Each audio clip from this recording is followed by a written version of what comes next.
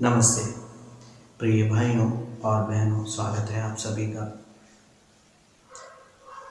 आज हम केवल 3 चीज़ों के बारे में बात करेंगे। एक तो मोबाइल इस्तेमाल के बारे में है, दूसरा ब्लूटूथ के बारे में है और तीसरा वाईफाई के बारे में है। मेरी आप लोगों से विनम्र प्रार्थना है, निवेदन है और एक छोटी सी अपील है कि इसे कम से कम इस्तेमाल करें, क्योंकि ये हमारे जीवन में इतनी तरह की बर्बादी ला रहा है जिसकी हमें आशंका भी नहीं है। हम इसको समझ नहीं पा रहे हैं। ये हमारे बच्चों की बुद्धिमत्ता को, उनके शारीरिक विकास को तो खा ही रहा है, क्योंकि दरअसल छोटे बच्चों में सबसे ज़्यादा न्यूरॉन्स होते हैं। वो न्यूरॉन्स की वजह से ही बहुत सारा सोच पाते हैं, उनकी तार्किक शक्ति होती है, या कुल मिलाकर कहें कि उनमें असीम संभावनाएं होती हैं, क्योंकि वो एक छोटे से बीज हैं। बीज के अंदर वो बड़ा वृक्ष और अपने जैसे न जाने कितने वृक्षों को पैदा करने की क्षमता होती है। लेकिन हम क्या कर रहे हैं कि इन गैजेट्स के द्वारा उस बीज को ही सड़ा देने का काम कर रहे हैं। तो ये सिर्फ एक इशारा है। अब अगर सबसे पहले अगर मोबाइल के बारे में बात करें तो मोबाइल की ये जो रोशनी है जो कि हमारी आंखों में पड़ती है, ये एक तरह का ऐसा इफ़ेक्ट हमारे दिमाग में, हमारे मन में और हमारी आंखों को क्रिएट करती है कि इन्हें यह सेंस होता है कि अभी रात नहीं हुई है, असल में दिन ही है। ये सबसे ज़्यादा खतरनाक तभी हो जाता है जबकि रात हो जाती है, क्योंकि ये दिन का एहसास हमें देता रहता है। इसके कारण जो सबसे पहली जो समस्या शुरू होती है वो है हेडेक की, और दूसरी जो सबसे बड़ी समस्या है वो है नींद की।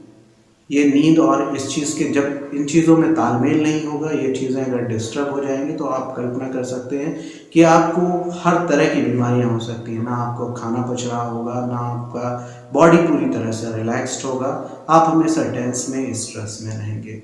इन तमाम तरह की चीज़ें हो रही हैं। इसके साथ ही साथ में हम देखते हैं कि लोग केवल दिखावे की वजह से ब्लूटूथ डिवाइसेस यूज़ कर रहे हैं, वाईफाई डिवाइसेस यूज़ कर रहे हैं, इवन मोबाइल में नेट के लिए भी लोग वाईफाई डिवाइसेस यूज़ कर रहे हैं। तो हम ये कहना चाहेंगे कि ये एक्चुअली में इलेक्ट्रोमैग्नेटिक वेव्स, ये जो हमारे सीधे सीधे हमारे बॉडी को इस तरह से अटैक कर रहे हैं कि ये हमारे तक ही नहीं, हमारे बच्चों तक भी पहुंच रहे हैं। और बच्चों की, जैसा कि हमने कहा कि किस तरह से उनकी सोचने समझने की क्षमता खत्म हो सकती है, कि आगे चलकर वो किस तरह से डिसेबल हो सकते हैं, किस तरह की उनको बीमारियां अटैक करने वाली हैं, कि हम सिर्फ देखते ही रह जाएंगे और हम कुछ नहीं कर पाएंगे। हम सिर्फ एक निसहाय माता पिता की तरह रह जाएंगे। तो ऐसी कंडीशन ना आने दें। आप सभी से निवेदन है कि इसे कम से कम यूज़ करें।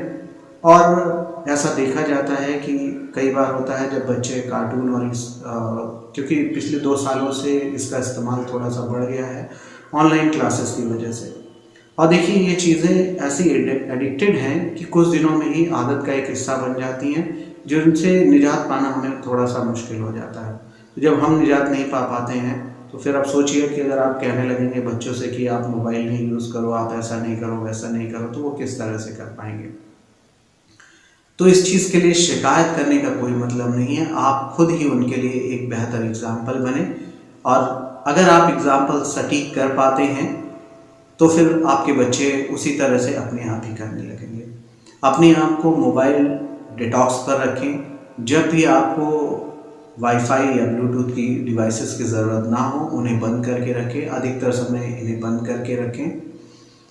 कोशिश करें कि इनका इस्तेमाल ना ही करें तो ज़्यादा बेहतर है, लेकिन अगर करना पड़े तो कम से कम करने की कोशिश करें। और मुख्यतः रात के टाइम पर तो किसी भी तरह की कोई भी इस तरह के उपकरण ना ही अपने पास में रखें, ना ही उन्हें ऑन करके रखें, उन्हें पूरी तरह से स्टॉप करके रखें।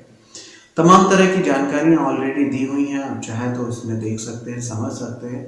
लेकिन मेरी बस केवल प्रार्थना इतनी ही है कि आप इन चीज़ों का मिनिमल से मिनिमल यूज़ करें। स्वस्थ रहें, मुस्कुराते रहें, प्रसन्न रहें। धन्यवाद।